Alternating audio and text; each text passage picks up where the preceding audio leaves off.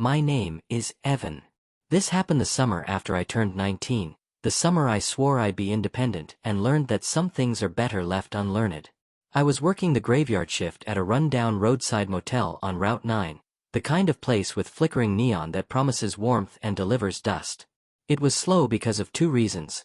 The highway bypassed our exit now, and the motel had that peculiar reputation people reduce to a shrug when driving late. I took the job because rent was due and college money never showed. Nights were quiet in a way that pressed on your eardrums, constant, low, and expectant. One August night, about 2 in the morning, the hotel phone rang. That in itself wasn't odd. Phones ring on nights with nothing else to do. But the voice on the line was odd, a low, breathy whisper asking if we had any rooms with a back door. I told him we had one vacancy, room 7, and the voice asked if I could leave the key under the mat so he could come in quietly. I told him motel policy required him to check in at the desk. He hesitated, and then told me, in a voice that made the hairs on my arms stand up, that his partner had gone into labor and they didn't want to wake anyone. I asked for a name. He said just, Mason. I keyed the name into the register and told him a sure thing, that room 7 would be ready. 5 minutes later, a car rolled up, old, matte black, with no bumper sticker and a quiet hum that felt too smug for its rust. A man stepped out wearing a hoodie, hands shoved into pockets, walking with a stiffness like he'd practiced being casual. He didn't come to the desk. He walked straight to room 7. I watched him on the security monitor. He pulled at the mat, looked up at the back door, and, to my surprise, knocked. Knocked twice. No key. Knocked twice and turned away. I went out to greet him because I'd rather collect money than police calls. As I stepped into the poorly lit parking lot, my radio buzzed with static and, through it, the front desk phone rang again. The same breathy whisper this time. Are you there? My hand went to the receiver, my throat to the register. I answered, a little annoyed at being jumped by 2 calls at once.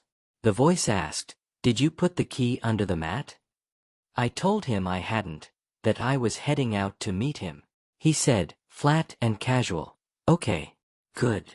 Then the line went dead. The guy at the back door, the hooded guy, was looking around like someone who'd misplaced his place. He kept glancing at the shrubline, to the highway, then back to the back door. I called out, room 7. He spun toward me, and I was surprised to see his face up close. Agonized, sunken cheeks, the pale slickness of someone who hadn't slept in days. He asked me if I had a key. I said no, we do the paper registration first. He seemed annoyed, then almost grateful for the paper cover of normalcy. He said, my buddy's inside. She's probably going to start having the baby. I told him to come inside, use the front door. He didn't move. Instead he raised a hand, as if to wave, and cold relief washed through me because it meant he was going to follow procedure. Then my radio chirped again, and someone on the line said, hurry. He's at the back. I looked at the hooded man and then back toward the back entrance. There were footprints in the gravel behind the motel, another shadow moving among the units. The hooded man's eyes flicked to it, and when they did, something in his expression changed from mild worry into a grief that ripped his face hollow. I told him, loudly, sir, come inside now. He started walking with me, slow, but when we reached the front door the back door slammed. Not with a breeze. It was a slab of sound, the kind that says more than wind. The hooded man's head snapped to the sound. His lips moved as if reading words from a hidden page, and then he bolted, not toward the car but toward room 7's back entry. He made it 3 steps before a hand, not his, grabbed his shoulder and yanked him backward. He fell, scrambling like a kid who'd been taught tricks too late. From the darkness near room 7 another figure emerged, barefoot and filthy, breath loud and ragged. It was a woman with hair like soaked rope and eyes too bright for the dark. She didn't scream. She didn't cry. She smiled, slowly, as if tasting an old joke. I recognized her from the surveillance. She'd been in the parking lot when the car arrived, sitting on the curb like she'd been waiting for years. But she had not been the one who'd spoken on the phone, hadn't been the one who'd asked for the key. The hooded man, Mason, he said, scrambled to his feet and cried, She's in labor. Like a prayer. The woman laughed. Not a laugh of kindness, but one that sketched something terrible and patient. You left her, she said softly. You left her out there. Mason was shaking, and the woman's laugh turned into a whisper. You brought me the key. The motel keys had been nowhere near her. We searched the gravel. There was mud on her palms but no key. Somewhere behind us, the phone on the desk began to ring again, insistent. I let it ring out. I didn't want to hear any more of whatever script it was they were running. By the time the cops came, alerted by a passerby who'd seen the confrontation from the highway, the woman was gone. Mason had vanished. There was a smear of something on the back door, a long drag mark as if someone had tried to force the latch and been pulled back. The police found no car, no footprints beyond the shallow circle around room 7, no sign of a struggle. Hotel policy required us to log the incident, and the officer asked me if I remembered the phone number on the register. I flipped through the log and found it, a number I had typed as the man's, a local number that belonged to an out-of-business birthing clinic that had closed 5 years earlier after a fire. I quit that job a week later. I tell people I left because of rent hikes. That's easier. Sometimes when late-night drivers call and ask for back doors or quiet keys, my skin crawls. I never answered that phone again at the motel, but sometimes, late, when the highway is empty and the neon flickers, I hear a phone ring in my dreams and 2 knocks that sound just like a laugh. I was 32 when I inherited my aunt's place, a slender clapboard farmhouse 2 towns over, painted a weary blue and tucked behind a line of old maples. Aunt Carol had been a private sort in life and, in death, left everything to me with a note that said only, "Please lock the attic. Practical things. Pay the taxes, fix the porch, do not sleep in the attic." I shrugged and told myself so many logical things, that an attic full of boxes and insulation could not possibly be the repository of anything alive. I moved in the weekend before a long, hot July, and the house settled in the heat like a tired animal. On the 3rd night, around 1:13 a.m., something started, a sound like a handheld fan running far away. But this fan didn't hum normally. It was too steady, like a heart tapped with a metronome. It sounded distant at first, then impossibly close. I thought it came from the attic, from the space Aunt Carol warned me about. I remembered, too late, the note. The sound had a shape, slow and patient, then eager, then small. I told myself it was the AC unit, or the refrigerator, or a neighbor's window fan.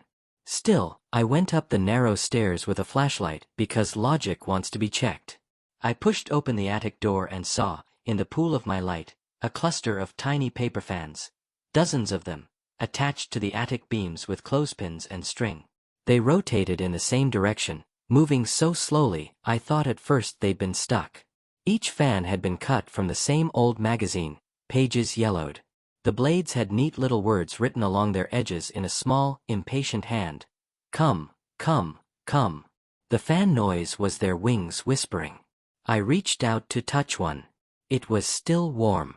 The attic smelled like dust and the kind of sweetness books trap. My hand pulled back because at the center of the cluster, beneath a blanket of moth-eaten quilts, sat a floor fan exactly like the ones in the pages taped above. It was unplugged. That's what made my skin crawl. The little paper fans were all turning the same way the unplugged fan pointed. There was no cord in sight. No batteries. I laughed, a short sound meant to break the moment into ordinary pieces, and turned to leave. Then I saw footprints in the dust, shallow, bare, leading from the rafters to the blanket. I called the police. They were kind and patient in the way people are who handle small-town oddities.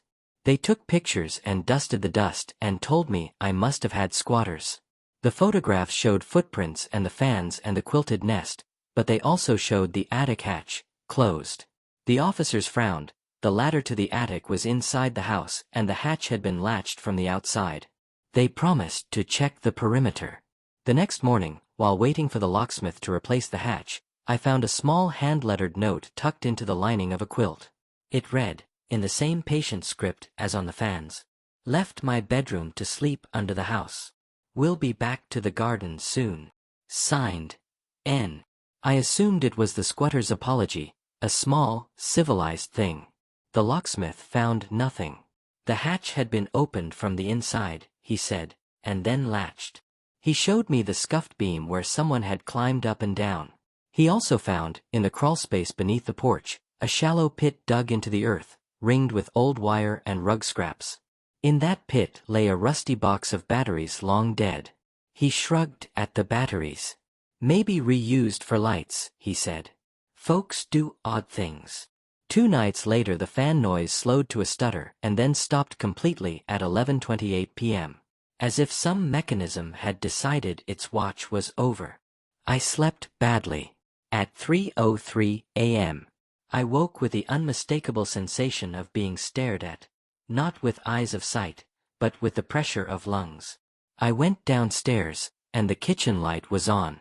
The back door was open a crack. On the porch, facing the dark yard, a child's silhouette sat cross-legged with its back to me. It was small and thin, hair long and braided, and between its hands a paper fan turned in the breeze from the open door. I asked it to come inside. It did not move. I tried again, and then reached out my hand. It turned slowly, impossibly slowly, and when it finally looked at me, the face was not empty but layered, as if made of pages glued together. The eyes were the color of old glue. It smiled and whispered, "Did you lock the attic like she said?" My voice came out thin. "I did," I said. "Good," it said, and the fan between its hands stopped. I called out, "Who are you?" And the child laughed, the sound of 2 coins clinked together. It stood up and walked into the yard, barefoot and untroubled by the grass. When the police arrived this time, there was no sign of the child or the fans. There was a single circle of crushed grass where the silhouette had sat. They chalked the ground, took measurements, took statements. I quit sleeping in the house entirely for a week. A friend stayed in the guest room and we shut the attic hatch with a bolt welded in place. A month later, when I finally felt human enough to go into the attic with a locksmith and a priest my mother insisted on, we found every paper fan gone. The quilts had been folded and stacked. The only thing left was the fan, unplugged, still warm, and taped to the underside of the hatch in the small patient handwriting, "Thank you." I met Maria the summer my life stopped being careful. We were both 21, both convinced we knew the length of our courage. It was a weekend, a spur-of-the-moment thing, drinks, a borrowed canoe, and a plan to sleep under the willows on the far side of Hollow Lake. The town had names for the place: secret, quiet, the kind of lake where people went to forget. We went because that's what you do when brave looks like a clear horizon and a bottle of gin. We arrived at dusk. The water was a sheet of mercury and the willows were curtains. We paddled to an island in the center that looked like it had been sheared out of the dark and set down. The plan was simple: set up a fire ring, roast marshmallows, tell stupid ghost stories, and fall asleep to the lake's breathing. We did all that grown-up, unprepared joy, and just before midnight we slipped into the canoe again to take the lantern out farther, to see the stars reflected like a million eyes. At some point, either because the bottle was too full or the world too easy, I closed my eyes. The next thing I remember is sitting upright alone, lantern guttering, and the canoe rocking as if someone had just stood up. Maria's side of the boat was cold and empty. My heart sank into a zone of cold that had nothing to do with water. I called her name into the dark, and the lake swallowed it like a mouth. I could see the shoreline dimly, the willows looking like hands. There was no moon, but the stars were so bright they seemed to be bleaching the sky. I thought she might have gone ashore to piss, or to sleep under the trees, but when I scanned the island there was no sign of her lantern, no footprints. It felt wrong in a way that straight lines don't. My chest did little mechanical flips and I pushed the canoe back toward the island. The water felt thicker up close, like syrup, like memory. On the island, her things lay where we'd left them: a scarf, a half-squashed bag of marshmallows, a camera. No shoes. No blood. There was, however, a ring of small stones near where we'd built the fire, placed in a perfect circle. Inside the circle, the grass had been tamped down like someone had been sitting there for a very long time. The dirt smelled like something wet and animal. I called her again and got only the night. I ran, stupidly fast, toward the car while dialing 911. The operator's voice was steady, professional, and I felt ashamed of my breath because it sounded childish. The sheriff came, with his deputy and a flashlight that made the world narrow to a thin, hard cone. We searched the island until dawn, under willows, beneath boat rubs, inside hollow logs. We shouted her name until the words were flat. Sometime at noon, in the green sugar light, an elderly man in a camper across the lake called us over. He'd been watching. He pointed with a single trembling finger to a spot on the opposite bank and said, "I saw something that night. 2 of you were on the island. 1 of you wandered. Then everything went wrong." The sheriff's face changed. He told us to come with him. We crossed the lake to the bank he'd indicated and walked a narrow game trail into the pines. There, under a blanket of needles, we found a small shrine of sticks and hair tied with ribbon. In the middle of the shrine was a Polaroid stuck in resin. It was a photo of Maria and me taken that night, the fire glowing behind us, both of us laughing. Someone, or something, had taken the photo from our camera and left it there, but the weird thing was how the Polaroid looked. The faces were wrong.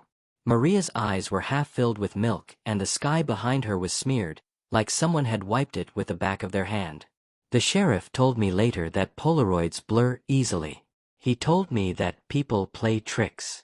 He told me that some missing person calls are hoaxes and that we should be patient. He told me to hold on to the picture and not touch anything. He said, "Old places keep their histories, son. Sometimes they give them up on their own time." We never found Maria. Weeks passed and the sheriff's look watered into resignation. He told me one cold thing I never forgot. On the kid's photo at the bar 2 towns over were listed as missing.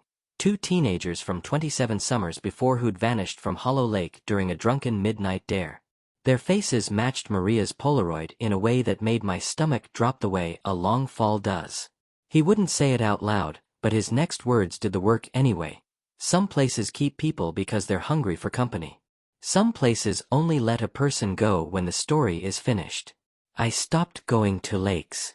I stopped taking photos. Sometimes, late at night when the air is still and the sky is thick with stars, I think about that Polaroid. I think about how the stars on the lake that night looked like they were about to vomit, not falling like meteors, but spilling themselves down into the water in long strings, and how, for a flashing second, I thought I saw Maria standing on the opposite bank waving as if to say goodbye. I still carry the Polaroid in a box under my bed.